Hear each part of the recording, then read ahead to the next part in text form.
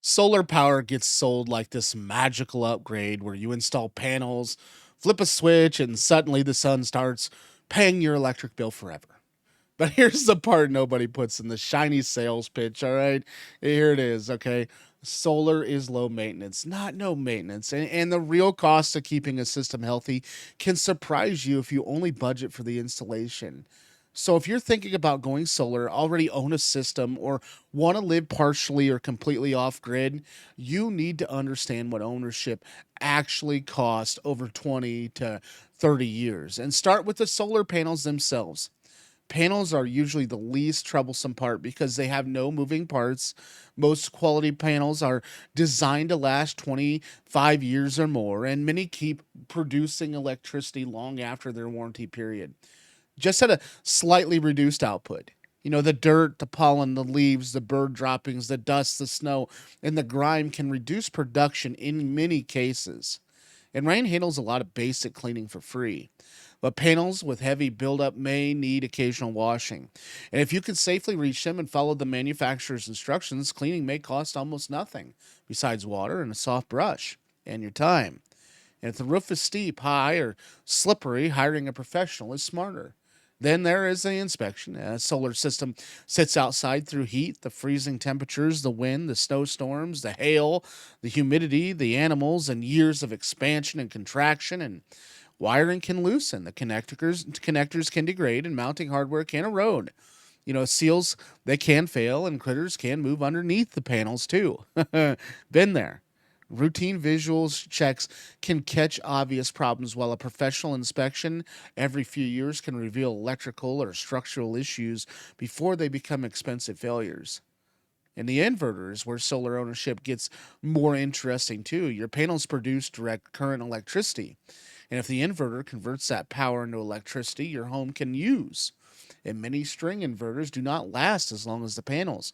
And depending on the equipment and the environment, an inverter may need repair or replacement somewhere around the 10 to 15-year range, although some last longer. And that means a homeowner with a 25 or 30-year solar panel system may replace an inverter at least once. And a replacement can cost thousands of dollars once equipment and labor are included. The micro inverters can often offer longer warranties and reduce the impact of one's components failing. But if a unit fails on a rooftop, someone still has to access the roof and replace it. And your warranty may cover the part, but not necessarily every dollar involved in diagnosing or installing it. Batteries are an even bigger maintenance consideration if you have an energy storage. A grid tied solar system without batteries is much simpler financing because the grid acts like your backup. An off grid system or a home using batteries for backup has another major component that eventually wears out. And modern lithium batteries can last many years, but that lifespan depends on the chemistry, the temperature, the depth of the discharge, the charge cycles, the software settings, and how hard the battery is used. Replacing a large home battery bank can easily become one of the biggest future expenses in the entire solar setup. And this is why battery replacement should be treated like a future capital expense, not an unexpected emergency. If you're building an off grid system, create a replacement fund from day one. The roof work is another hidden cost, too. Solar panels often outlive roofing materials, and if your roof needs replacement while the solar array is still working, the panels have to be removed and reinstalled, and that process can cost thousands depending on the system size. So, roof complexity and labor rates and local conditions. This is why installing brand new solar panels on an old roof can be a bad financial decision. So, before installation, find out how much life that roof has left. Replacing worn roofing first may cost more up front, but save you from paying to remove and reinstall the arrays several years later. And so monitoring equipment also matters too. Modern systems include an app or online dashboard that shows that production. Use it. Monitoring is one of the cheapest forms of maintenance because it helps you notice when that output suddenly falls. And a failed inverter, a disconnected panel, shading problem, or electrical issue might otherwise go unnoticed for weeks or months. Compare current production with past performance, but remember that cloud, that temperature, season, snow, and changing daylight hours affect the output. A major unexplained drop that continues is worth investigating. Trees are another long term expense people forget. That small tree inside your yard may barely shade anything today, but 10 years from now and could be block a large section of your array, and trimming or removing trees can become part of a maintenance solar production. Pest protection can also matter. Birds, squirrels, and other animals, they can nest under panels or damage the wiring. Critter guards are add upfront costs, but in problem areas where they may save money later. So that insurance is another piece of the real cost. A rooftop solar installation can affect your home ownership, your insurance, your needs, and the batteries or detached solar structures may create additional considerations. So review the system with your insurer instead of assuming everything is automatically covered. And do not forget labor inflation. A repair that costs a certain amount today may cost considerably more 15 years from now.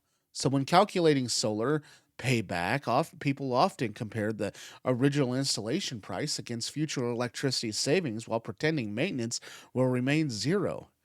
A better calculation includes realistic reserves for inverter replacement, a battery replacement if applicable, and cleaning or inspection when needed, roof work, tree trimming, and that occasional repair.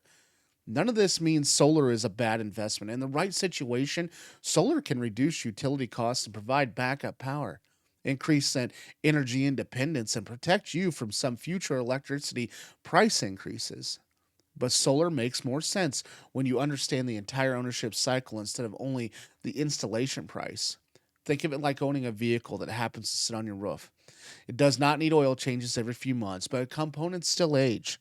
Weather still happens, and eventually something will need attention.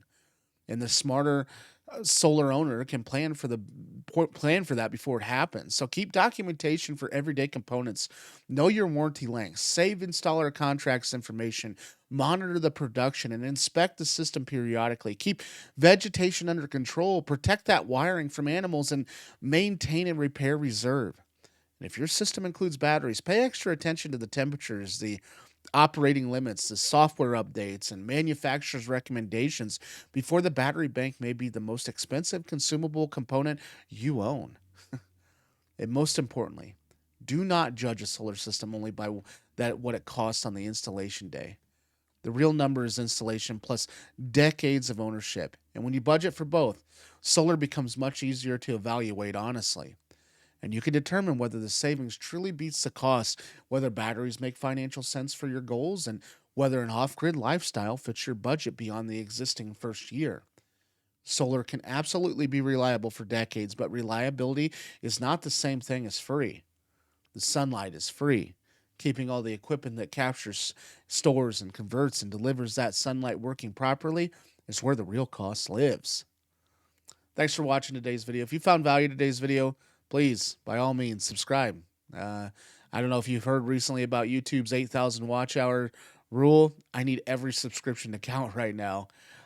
So please, if you'd love to see this future of the channel remain here, please subscribe. Otherwise, once that new goal sits in February, I don't know what I'm going to do with this channel. It's kind of sad what YouTube has done, and at all costs, please, please, please, please, please, go complain to YouTube every chance you get about it. Have a good day. Take care.